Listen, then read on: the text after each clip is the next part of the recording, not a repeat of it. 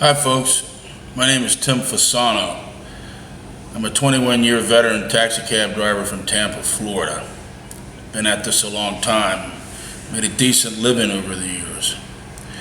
Suffered through a major recession, was looking forward to an economy that would recover.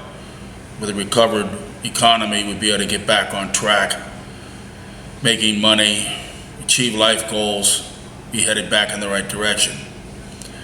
But a scourge came along. Marco Rubio likes to say it's an inevitability of the development of technology, and perhaps that's true. There was a company called Uber that invented a concept called rideshare. It's a fantastic concept. It's a great concept. It has the ability to transform people's lives who work for them. It could put money in their pocket.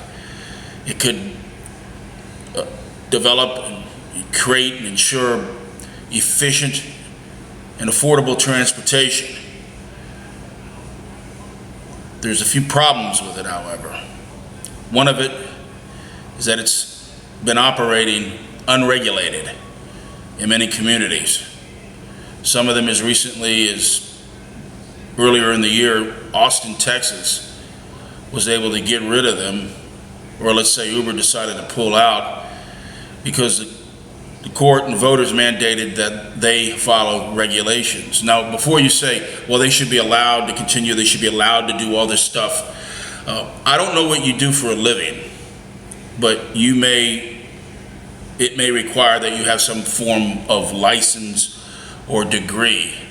Could you, for instance, practice law without passing a bar examination, and that may be dependent upon whatever state you live in? Could you and I today open up speaking of bar, could we open up a bar without a liquor license and sell booze to the general public? Could we open a pirate radio station and beam our signal to the community at large without an FCC license? And how long would we keep our radio station operating before the FCC literally kicked our door in, removed our equipment, and shut us down? I think you know the answer to that. Could you be an engineer without an engineering degree? Could you be a barber without having the light? When I got my hair cut last time, I need to get it cut again, flipping up. But you know, for being 60 years old, I have a full head of hair, little blonde, sort of a Donald Trump do. Well, the answer is no to all of this, and you know where I'm headed with that, is that transportation is not the only regulated industry. But for some reason, Uber, regardless of where they've gone in the world, has decided that they can operate outside of the law. So they came into Hillsborough County 3 years ago and began annihilating our street business. However, I need to qualify what I mean by annihilating. If I may be blunt, they've taken all of the white middle class and upper middle class people and hipsters and the coffee shop people and the kids that live in the downtown condos that wear the tight jeans and the funny looking shirts, and the guys that are skinnier than their girlfriends, this type of thing. They took all that business. They completely ignored the population at large, the general population, the poor people, the minorities, yes, the black part of town, by creating barriers of entry, such as the need to have a credit card to use the service. Studies have shown that poor people, minorities, are less likely to have these things or to be somewhat less sophisticated. And before you call me a racist, it's the same argument that the Democrats are using about voter registration, is it not? That minorities are somehow less likely to have their shit together and have a driver's license or an ID, so don't hang that on me. It's in the old Jim Crow South, it was called red lighting. That's when you decide specifically who you want to serve and who you're not going to serve. As a taxi cab company, we are compelled by law to serve everyone. Someone could call us at 3 o'clock in the morning from the most drug-infested, crime-ridden part of town, and we have no choice but to send them a cab. Uber, it's a matter of does anybody want to go? That's what regulations do. They protect the community. But let me get to the point at hand. Hillsborough County has been negotiating with Uber for 3 years. For 2 years, they sat back and tried to wait for the Florida legislature to do something. Well, Donald Trump says that our politicians are stupid. I don't know about that, but I do know that they are cowards, that they don't want to do anything because they're afraid of the political repercussions. I even attended a meeting where a local state senator said that he would take the over on the under-over bet if he did something to stop Uber in the number of phone calls that his office would be receiving, and he didn't want to field those phone calls. Does that sound like a brave individual, or does that sound like a man with the feet of clay? You tell me. Hillsborough County, as of 2 days ago, reached a, quote, tentative agreement with Uber. Final ratification set for October 13th, and another hearing, which is one more hearing out of another hearing out of a hearing before that, about a hearing to have a hearing and a hearing to postpone a hearing and a hearing, that we're going to have a hearing, we're going to talk about this hearing and the one that's going to come in another hearing and another hearing, and about the other hearings that they had before. This is what Uber does. Uber read the art of the deal. Donald Trump used the term, it's called pinging. You ping it, it's the old kicking the can down the road. When negotiating in good faith is not in your current interest, you create the impression that you're dealing in good faith because you're buying time to get into a more cemented and firmer position, which is what Uber's trying to do. They've reached a point now where Hillsborough County is requiring that they have insurance. Did you hear that? Insurance. Can you imagine that? A transportation company being required to have adequate liability insurance.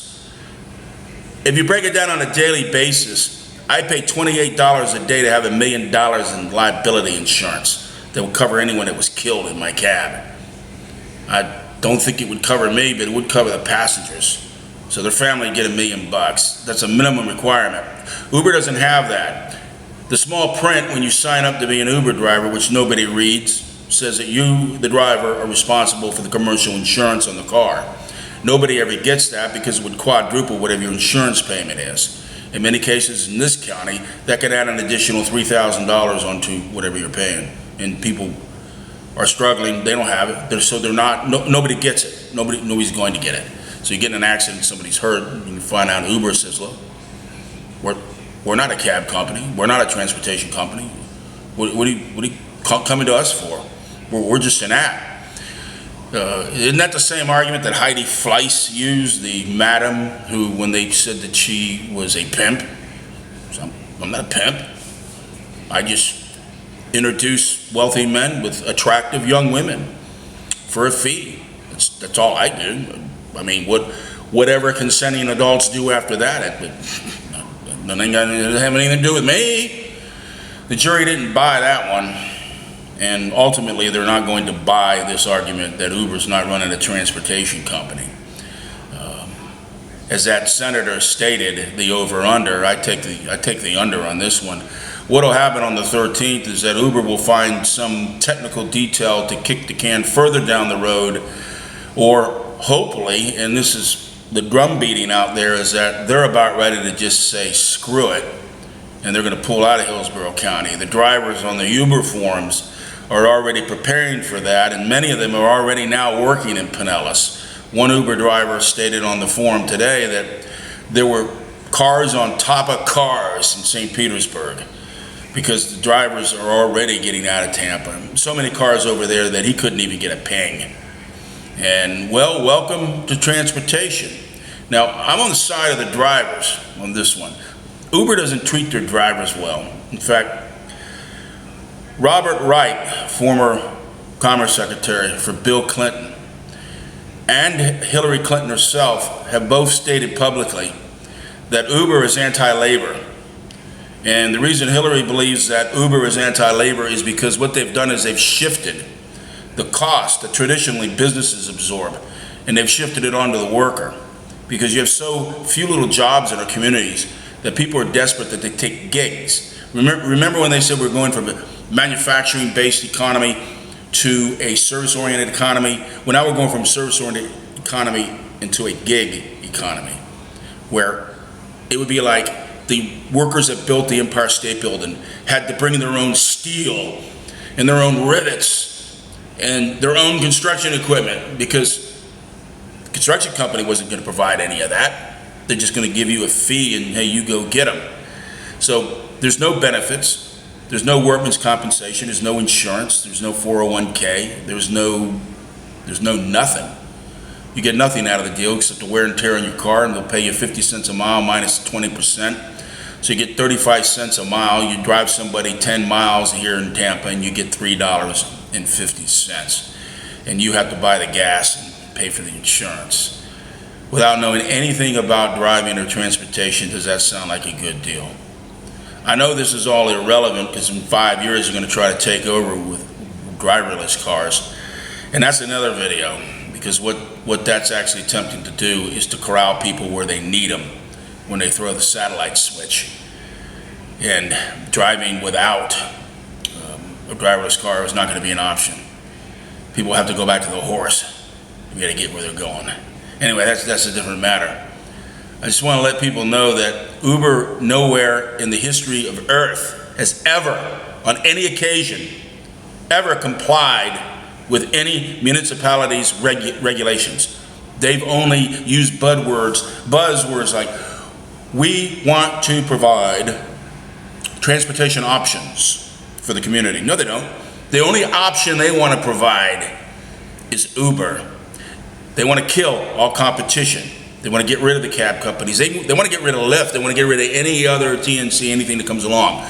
They're like John D. Rockefeller with Standard Oil and the railroads. Create a giant trust, and we're the only players.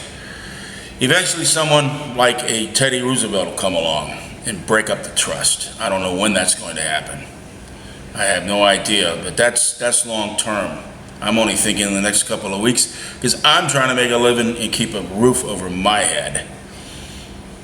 Anyway, people who fall into this siren song of transportation options are really kidding themselves. Because let me tell you, you think surge pricing can be a bitch during a busy concert or a football game. Wait until Uber is the only player. Then they'll charge whatever the fuck they want. Excuse my French. And you know what? You better wish you had a horse then. You're gonna need it.